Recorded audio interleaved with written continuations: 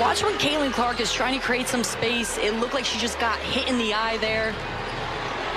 Ooh, and Marina Mabry, I missed that one, Idona. That's a flagrant foul. It's a hard foul. Sheldon going coast to coast. And here's, we got another. The Indiana Fever fans were chanting, Sophie, Sophie.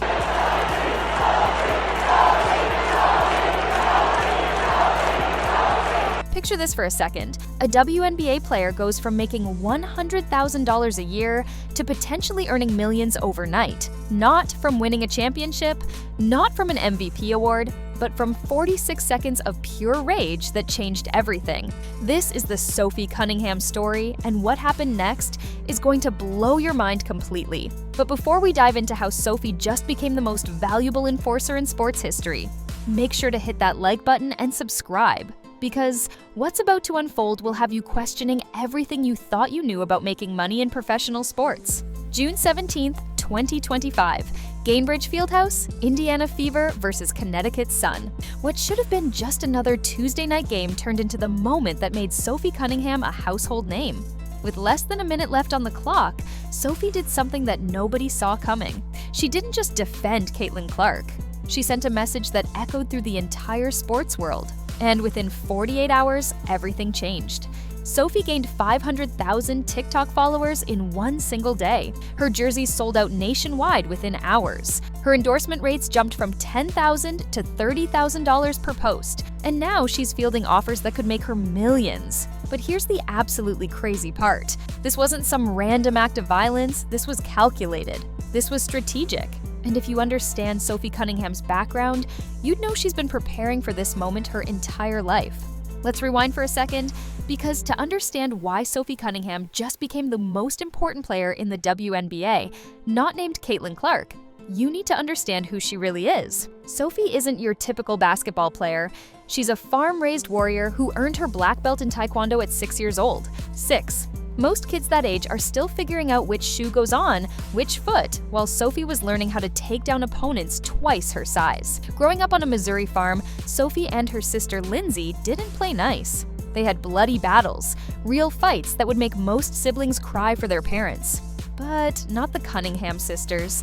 They were building something different. They were building toughness. The kind of toughness that would one day make Sophie the perfect protector for the most important player in women's basketball. Her high school career was legendary, and not just for basketball. When the football team needed a kicker after their starter tore his ACL, Sophie stepped up. There's actual footage of her splitting the uprights for an extra point while wearing her homecoming queen crown. Yeah, you heard that right. Homecoming queen in a football uniform nailing field goals. That's Sophie Cunningham. When Missouri needed a lockdown defender, Sophie was there. She wasn't just an athlete. She was a competitor who refused to back down from anyone or anything. And that mentality followed her everywhere. Fast forward to the 2025 day season. Sophie gets traded from Phoenix to Indiana in a massive 4-team deal. At the time, most people thought it was just another veteran addition to help mentor the young Fever squad. WNBA insiders literally joked that the Fever brought in Sophie to be Caitlin's enforcer. They had absolutely no idea how right they were. You see, Sophie understood something that most players in the league refused to accept. Caitlin Clark wasn't just another rookie. She was the golden ticket. The player who could change everything for women's basketball. While other veterans were bitter about the attention Caitlin received, Sophie saw opportunity. She saw the future, and she positioned herself perfectly. The signs were there from day one. In her introductory press conference, Sophie literally said, and I quote, "I'm fierce, I'm sassy, I stick up for my teammates." She wasn't hiding her intentions, she was advertising them. When reporters asked about Caitlin, Sophie didn't give backhanded compliments or passive-aggressive responses. She celebrated her, she supported her. She made it clear that she understood the assignment. But understanding the assignment and executing it are two completely different things. For months, fans watched as Caitlin got hammered game after game. Cheap shots, hard fouls, eye pokes, body checks, and through it all the refs did nothing. The league did nothing. Even Caitlin's own teammates seemed hesitant to step up. It was frustrating. It was maddening. And for Sophie, it was an opportunity waiting to happen. Which brings us back to that Tuesday night against Connecticut. The game itself was already chippy. Earlier in the third quarter, J.C. Sheldon had poked Caitlin in the eye during a play. Not accidentally, not as part of normal basketball contact, but a deliberate swipe across the face that left Caitlin clutching her eye in pain. The ref's response? A common foul. Nothing more. Then Marina Mabrey decided to pile on. As Caitlin tried to recover from the eye poke, Mabrey body checked her to the ground. Hard. The kind of hit that would get you ejected in any other professional sport, but in the WNBA, just another technical foul. No ejection, no real consequences. Just another night of Caitlin Clark getting abused while the league looked the other way. The Fever were up big. The game was essentially over. Most players would have just let it go, moved on to the next game. But Sophie Cunningham isn't most players. With 46 seconds left, she made her move. As J.C. Sheldon drove to the basket, Sophie didn't just foul her, she demolished her, grabbed her midair and threw her to the ground like a rag doll. And then the best part. When Sheldon got up and tried to confront her, Sophie stood her ground, pulled her by the head and neck, sent her flying into the courtside fans. It was brutal, it was violent, and it was exactly what Fever fans had been begging for all season long. Someone finally stood up for Caitlin Clark. Someone finally sent the message that the cheap shots were over. The arena erupted. Fans started chanting Sophie's name over and over. Sophie, Sophie, Sophie. It was like watching a WWE crowd when Stone Cold Steve Austin hits the stunner. Pure catharsis, pure joy. After months of watching their superstar get brutalized with no protection, someone finally fought back. And here's where it gets absolutely insane. Within 24 hours, Sophie Cunningham became the most talked about player in the WNBA, not named Caitlin Clark. Her social media exploded. We're talking 500,000 new TikTok followers in one day. Her total following went from under 400,000 to over 1.2 million practically overnight. To put that in perspective, there are WNBA All-Stars who have been playing for a decade who don't have half that following. MVP candidates who can't sniff those numbers. But Sophie, she gained more followers in one day than most players gain in their entire careers. And with those followers came something even more valuable: money. Here's what most people don't understand about social media influence in 2025. Follower count, dollar signs. Before the incident, Sophie was charging around $10,000 for sponsored posts. Solid money for a role player in the WNBA. But after gaining nearly 1 million followers, industry experts say she can now command $30,000 per post. Maybe more. Think about that for a second. One Instagram post, $30,000. That's almost a third of her entire WNBA salary for typing a caption and posting a picture. And that's just the beginning. Because what Sophie did wasn't just gain followers. She gained the right followers. Caitlin Clark's fan base. See, Caitlin Clark fans aren't just numerous. They're rabid, they're loyal, and most importantly, they spend money. When they love a player, they don't just follow them on social media, they buy their jerseys, they purchase their merchandise, they support their sponsors. And now they love Sophie Cunningham. Within hours of the game, Sophie's Indiana Fever jersey completely sold out. Gone. Can't buy it anywhere. The manufacturer literally cannot keep up with demand. For context, there are max contract players in the WNBA whose jerseys sit on shelves collecting dust. But Sophie, a role player making $100,000 a year, sold out nationwide. But jerseys are just the tip of the iceberg. The real money is in endorsements. And according to sources close to the situation, Sophie's phone hasn't stopped ringing.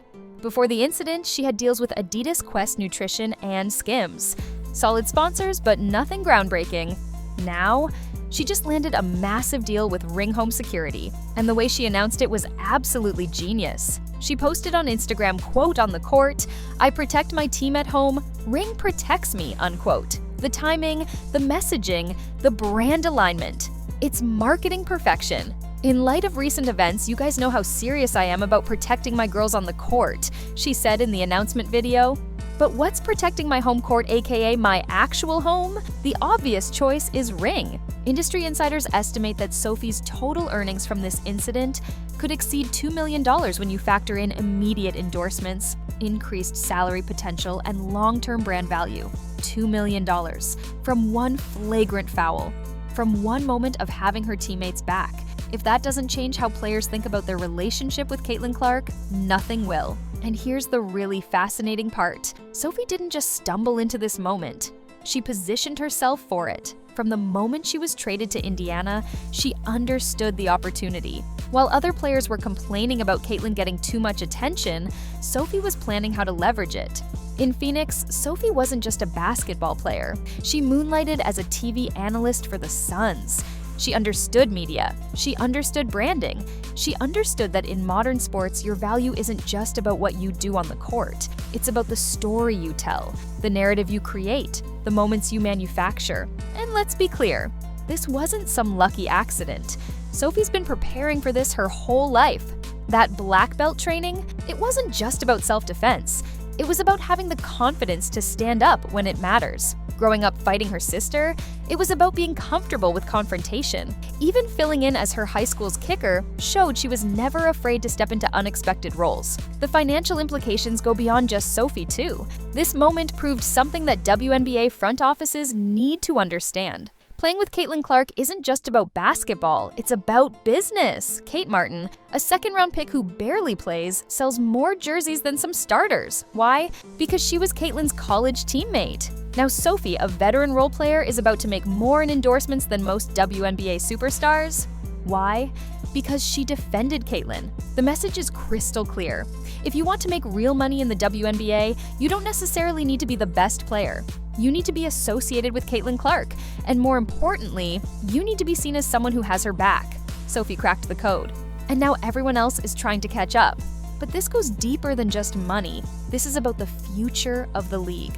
For years, the WNBA has struggled with the perception that players don't protect their stars, that there's too much jealousy and not enough unity. Sophie's actions challenged that narrative. She showed that at least some players understand that protecting the league's biggest star is good for everyone. The contrast with how other teams treat Caitlin is stark. Kennedy Carter hip-checking her, Dana Carrington celebrating cheap shots on social media, Angel Reese refusing to acknowledge her impact. These players chose to be villains in Caitlin's story. Sophie chose to be the hero, and heroes get paid. What's really interesting is the timing. Sophie is an unrestricted free agent after this season. She can sign with any team she wants. And after this incident, her market value just skyrocketed. Not just because of her basketball skills, but because of what she represents. She's the enforcer every team wishes they had. The veteran who understands the business. The player who gets it. Teams are going to look at what happened in Indiana and want their own version of Sophie Cunningham. Someone who can play solid minutes, hit threes, and most importantly, create viral moments that translate to merchandise sales and social media engagement. In the modern WNBA, that's worth more than a double-double. But here's the thing about Sophie that makes her different from other enforcers in sports history. She's not a goon. She's not there just to fight. She can actually play.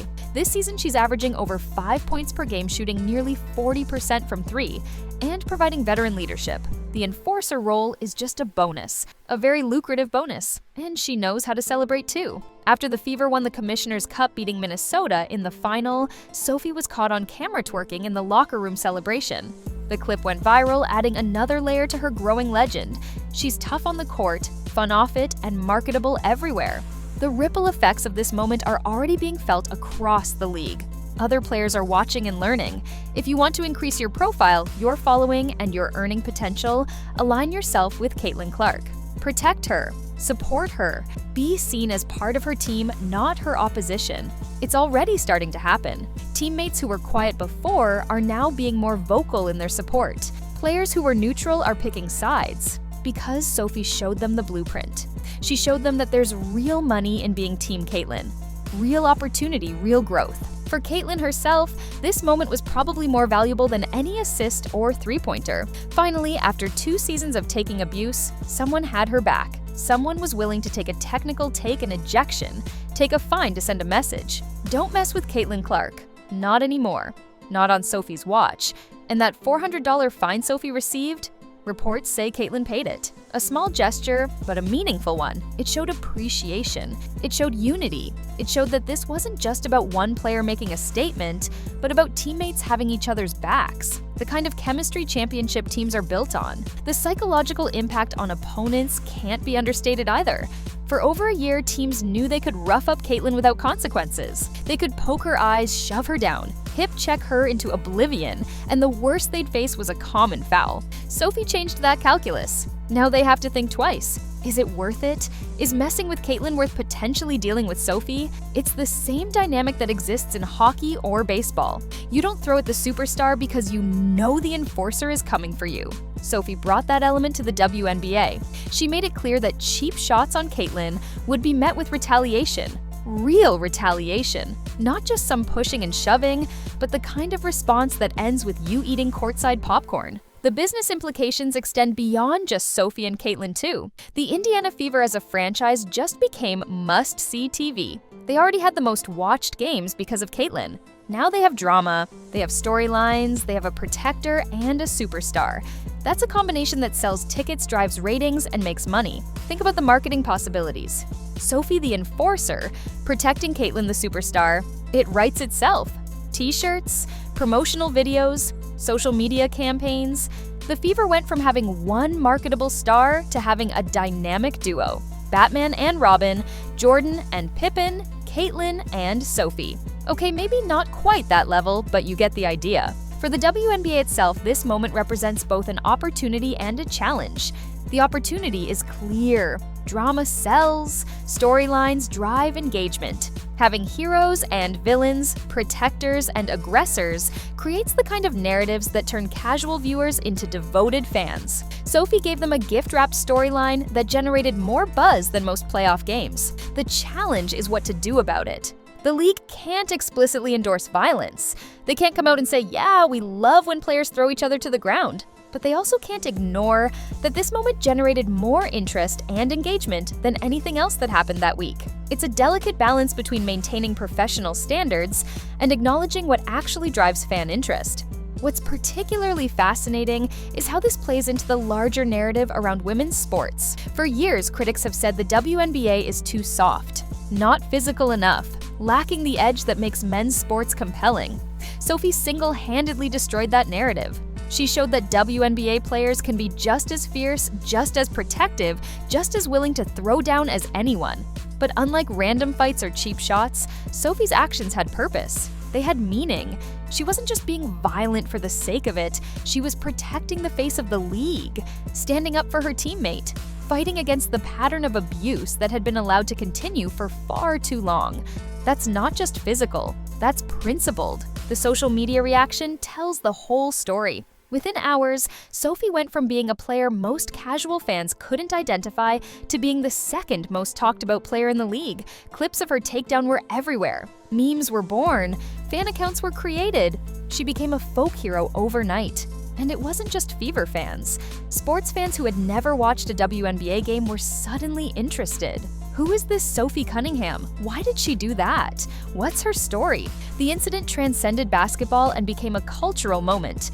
The kind of thing that introduces new fans to the sport. The financial windfall from this extends beyond just direct endorsements too. Speaking engagements, appearance fees, podcast opportunities. Sophie went from being a role player to being a personality. Someone with a story to tell, a brand to build, a message to share. That's worth money in today's media landscape. Consider this. Before the incident, how many national media outlets wanted to interview Sophie Cunningham? How many podcasts were begging for her appearance? How many brands saw her as a spokesperson? Now, everyone wants a piece of the enforcer. Everyone wants to hear from Caitlyn's bodyguard. It's already happening. In the days following the incident, Sophie did more media than she'd done in her entire career combined. Every show wanted her. Every reporter wanted quotes. Every platform wanted content. And in 2025, attention equals money. Every interview is an opportunity. Every appearance builds the brand. The timing couldn't be better for Sophie personally either. At 28 years old, she's in her prime. Old enough to be a veteran leader, but young enough to have several good years left. This incident didn't just make her money now. It set her up for the rest of her career and beyond. She'll be known as Caitlyn's enforcer forever. That's a brand that will last long after her playing days are over. But perhaps the most important aspect of all this is what it means for the future. Sophie didn't just change her own fortune, she created a template, a blueprint for how to leverage the Caitlyn Clark effect. Support her, protect her, align yourself with her, and reap the rewards. It's a simple formula that somehow took 2 years for someone to figure out. The question now is, who's next? Which player will be the next to realize that being Team Caitlyn is more valuable than being against her? Which veteran will see the opportunity Sophie saw? Which teammate will step up and claim their piece of the pie? Because make no mistake, the pie is massive and growing. Industry insiders are already predicting that Sophie's total earnings from this incident could exceed $2 million when you factor in immediate endorsements, increased salary potential, and long-term brand value. $2 million from one flagrant foul, from one moment of having her teammates back. If that doesn't change how players think about their relationship with Caitlyn Clark, nothing will. The league itself needs to pay attention too. This incident proved that fans don't just want to see good basketball, they want stories. They want drama. They want to see teammates standing up for each other. They want to feel like the players care as much as they do. Sophie gave them all of that in one explosive moment. As we look ahead, the possibilities are endless. Sophie's already proven she understands media and branding from her time as a TV analyst. Now she has the platform to take it to another level. Her own show? Definitely possible. Major national endorsement campaigns? Already in the works. Becoming a household name? It's happening as we speak. The lesson for other players is crystal clear. In the modern WNBA, your value isn't just about your stats. It's about your story, your brand, your moments. Sophie Cunningham took a calculated risk, and it paid off in ways nobody could have imagined. She went from role player to rock star in 46 seconds of game time. For Caitlyn Clark fans, Sophie is now royalty. She did what they've been begging someone to do for 2 years. She stood up to the bullies. She protected their hero. She showed that someone in that locker room actually gets it, actually understands what Caitlyn means to the league, and is willing to fight for her. The merchandise opportunities alone are staggering. Imagine the t-shirts. Sophie the Enforcer, Caitlyn's Bodyguard, Don't Touch 22. The creative possibilities are endless and lucrative. Fans are already making their own designs, creating their own content, spreading the legend of Sophie Cunningham far and wide. What's particularly brilliant about Sophie's approach is that she didn't overdo it. One moment, one statement, one unforgettable image of her standing over JC Sheldon after throwing her to the ground. She didn't need to fight every game or create constant drama. She picked her spot, made her statement, and let the moment speak for itself. The ripple effects continue to spread. Other teams are reportedly already discussing how to handle the fever differently. Do you still go after Caitlyn knowing Sophie's there? Do you risk the retaliation? The enforcer effect is real, and it's already changing how opponents approach games against Indiana. For Sophie personally, this transformation from role player to celebrity is still sinking in. In interviews since the incident, she's been humble about the attention, but clearly understands the opportunity. She's leaning into the enforcer role while still maintaining that she's a basketball player first. It's a delicate balance, but she's handling it perfectly. The financial advisors and agents circling Sophie right now must be salivating. Here's a player who went from making $100,000 in salary to potentially earning millions in endorsements virtually overnight. The deals being discussed behind closed doors would make your head spin. Major brands want a piece of the Sophie Cunningham story. What makes this even more remarkable is that it happened in women's sports. The narrative has always been that female athletes can't generate the same buzz, the same viral moments, the same financial opportunities as their male counterparts. Sophie just proved that narrative wrong. She showed that with the right moment and the right approach, anything is possible. As we wrap up this incredible story, let's talk about what happens next. Because this is just the beginning. Sophie's proven she can create moments. She's proven she can capture attention. She's proven she can monetize that attention. Now the question is, how far can she take it? How big can the Sophie Cunningham brand become? The smart money says very big. She has everything brands want in 2025. Authenticity. Sophie's toughness isn't manufactured. It's real. Narrative. The enforcer story writes itself. Association. Being linked with Caitlyn Clark is marketing gold. Personality. She's proven she can handle media and connect with fans. This combination is marketing dynamite. For the Indiana Fever, having Sophie on the roster just became even more valuable. She's not just a player anymore. She's an attraction, a draw, someone fans come to see beyond just Caitlyn. That's the kind of depth that builds sustainable success, the kind of supporting cast that turns a one-star show into a true contender. The most beautiful part of this entire story? It all started with loyalty. with having a teammate's back, with standing up for what's right even when it costs you. Sophie Cunningham didn't become a millionaire by chasing stats or personal glory. She did it by being a great teammate, by protecting her superstar, by understanding that sometimes the most valuable play isn't on the stat sheet. As this story continues to unfold, one thing is crystal clear. Sophie Cunningham just changed the game. Not just for herself, but for every player in the WNBA. She showed them a new path to relevance, popularity, and financial success. She proved that in the age of social media and viral moments, one flagrant foul can be worth more than 1,000 made baskets. The enforcer era in the WNBA has officially begun. Sophie Cunningham isn't just Caitlin Clark's bodyguard, she's a pioneer, a trailblazer, a millionaire in the making. And this is just the beginning. The next chapter of this story is going to be even more incredible. Book it. What do you think about Sophie's rise to fame? Drop a comment below and let me know if you think she made the right move. And if you enjoyed this breakdown, hit that subscribe button because we're covering all the biggest WNBA stories as they happen. Trust me, you don't want to miss what's coming next in this incredible league.